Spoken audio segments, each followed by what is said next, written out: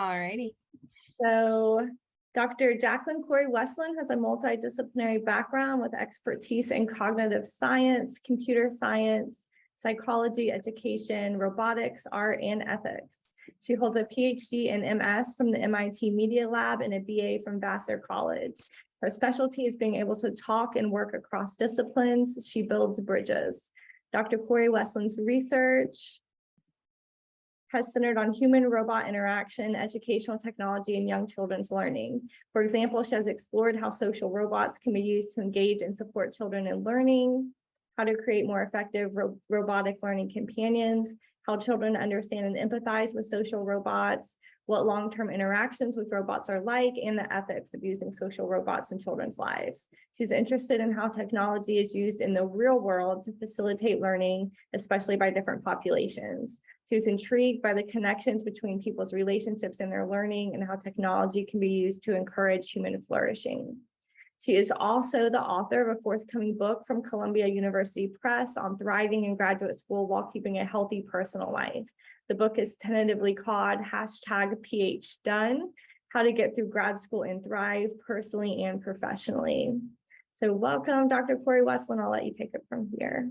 All right. Thank you, Jenny. So today, thanks for being here first. And so I'm going to tell you about some of the work that I did during my PhD at MIT in the Media Lab and some of the questions and ethical dilemmas that have shaped my work. So let's start with the robots. Slide, please.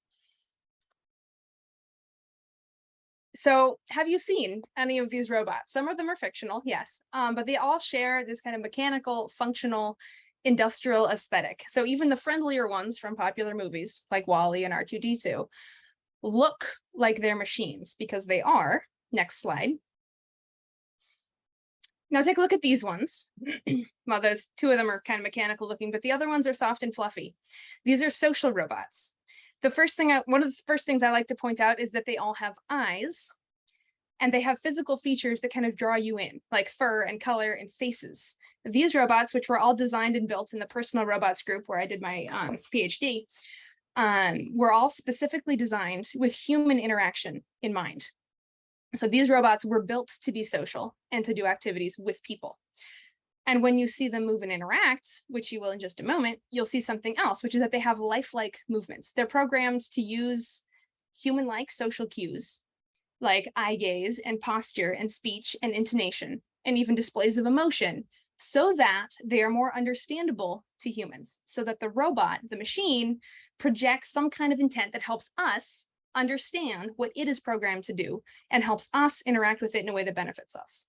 So next slide, here's a video of one of the robots that I used a lot, Tega. There we go. Hi, I'm Tega. I'm a learning companion for children. Whee! Through my small size, furry exterior, and my appealing range of physical expression, I help engage children in educational activities as a peer. Here I am in the classroom. Can you put all the blue shapes in their own pile for me? The kids love me. Hey, that's my face. Anyway, I come from a line of smartphone-based robots, which means I use an Android device to process my movements, perception, and thinking. My designers were inspired by principles of animation. They built a computer model to see how I might move. The end result is that I have a custom-designed electromechanical system with an innovative kinematic chain that's engineered for power efficiency and long-term deployment. I even enhance the phone's ability with my onboard speakers and external camera. That's the dot on my forehead. Long story short, I'm designed to play with kids for hours. Thanks for listening to me. See you later.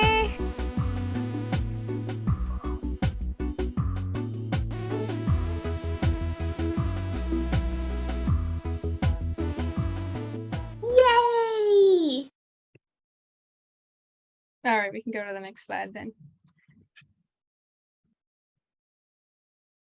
Thank you.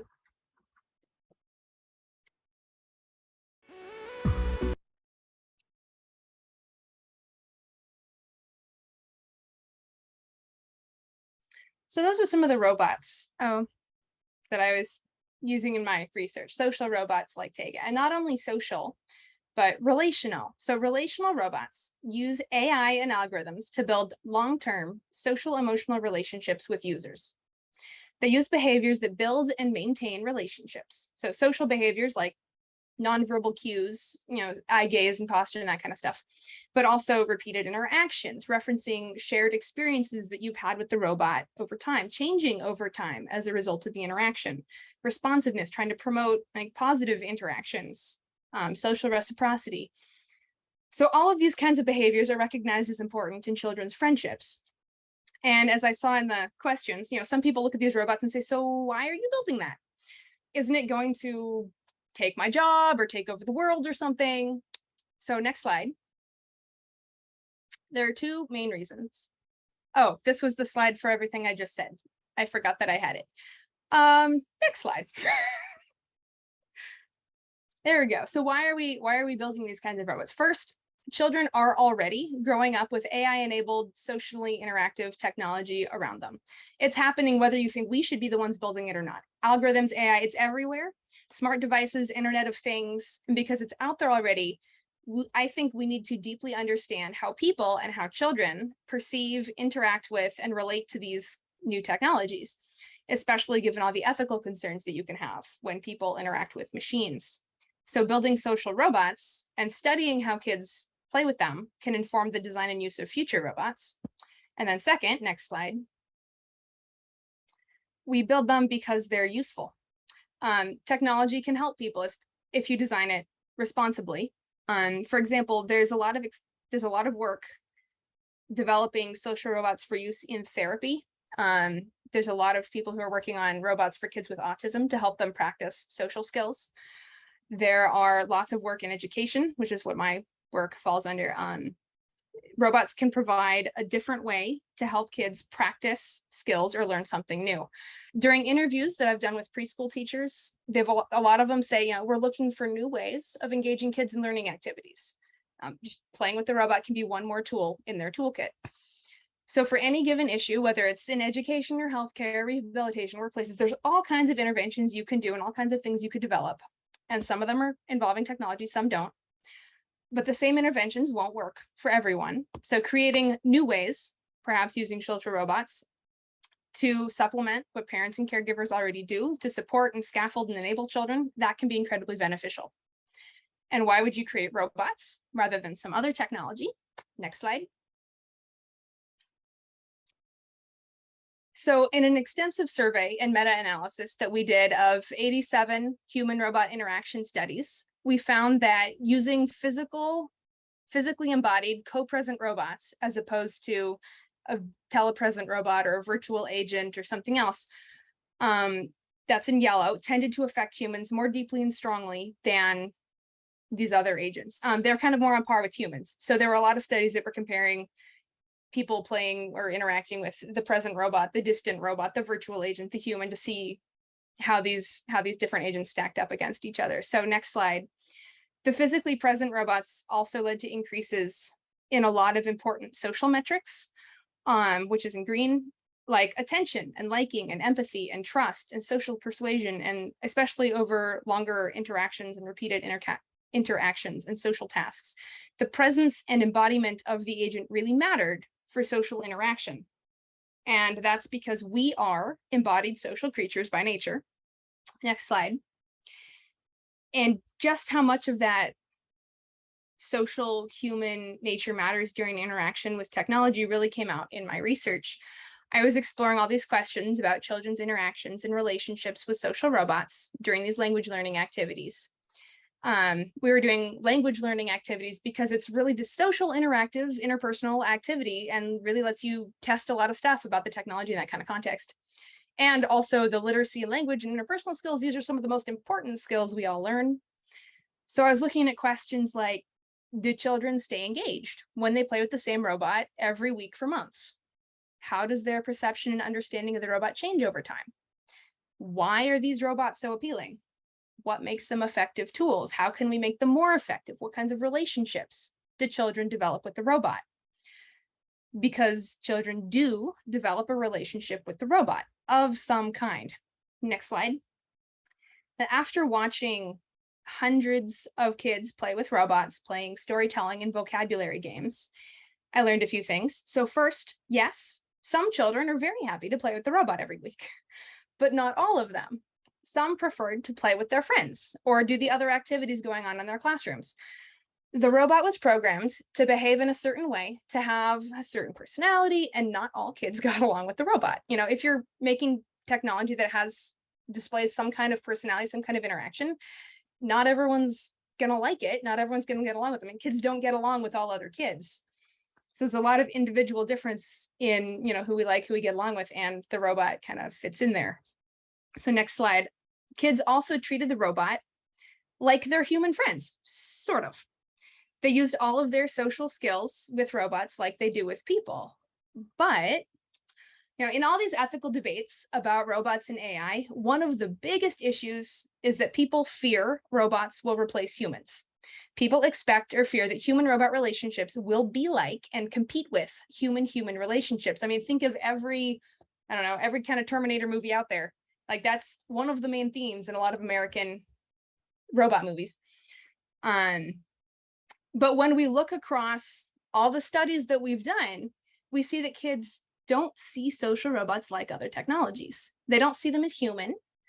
Like, robots share features with computers and artifacts, but also with friends, pets, and toys. Like, they kind of bridge this world of digital content and information with the physically co-present interpersonal world of people that we're in, which kind of provides these unique opportunities for interaction. Yeah, as adults, I think we're often not comfortable with things that fit into our existing categories of the inanimate objects, tables, toasters, tablets, and then living things, frogs, grass, humans. But kids were totally fine with the robots being in between. It didn't weird them out at all.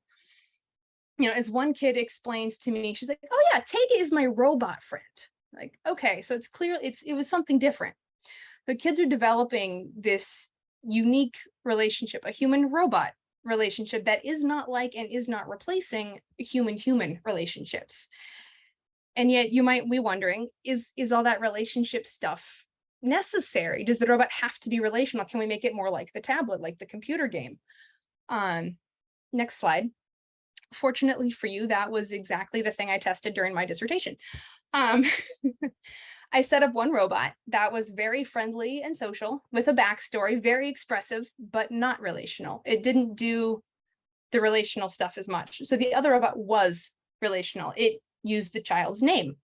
I had to ask and remember facts about the child, like favorite color, favorite animal. It used some relationship building actions, like self-disclosure. It told the child more stuff about its backstory.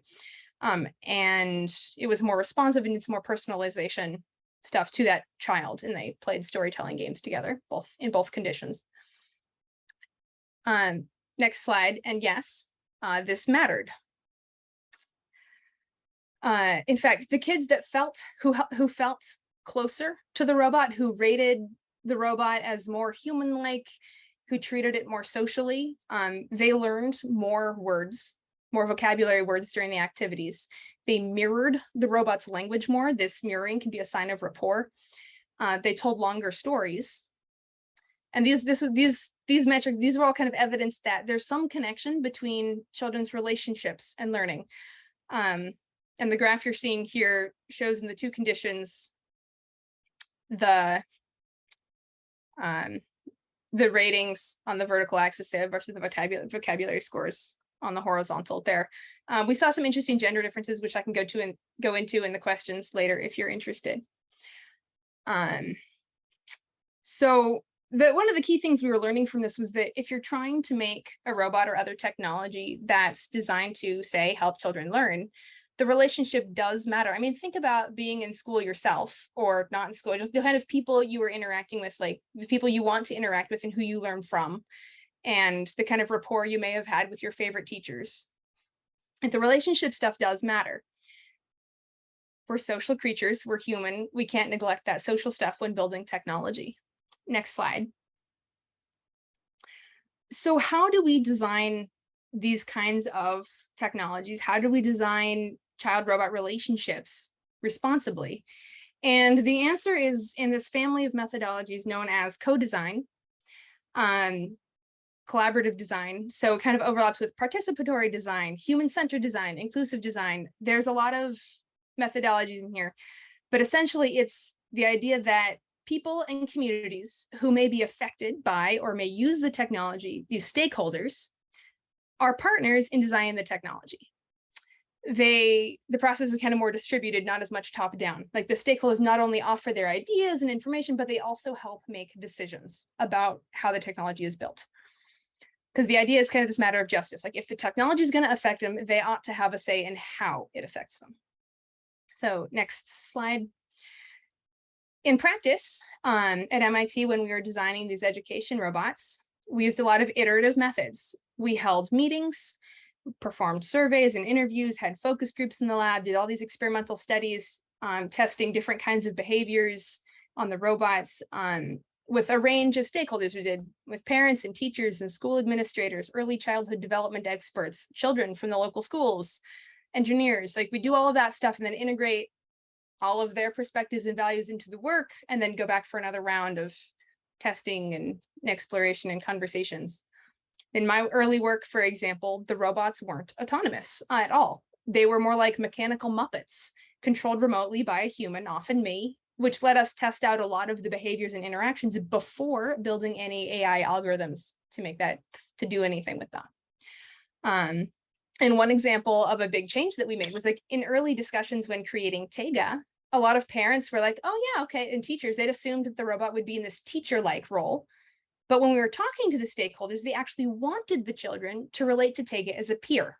They didn't want a robot that took their job. They didn't want a robot that was like telling kids what's right, what to do. They wanted this robot that was more like a learning companion, a helper. And the children really liked that role also. They have enough authority figures. They wanted someone that they could relate to on this peer-to-peer level. Next slide. So kind of in conclusion here, I hope I've given you some interesting things to ponder regarding technology, its use and development. Relational robots raise a lot of interesting, genuine social and ethical concerns, but if designed responsibly, they can be incredibly beneficial in supporting human flourishing. So thank you. Next slide, I guess. Thank you. Hope I stuck to my 15 minutes here. Yeah, that was great, Jackie. Thank you.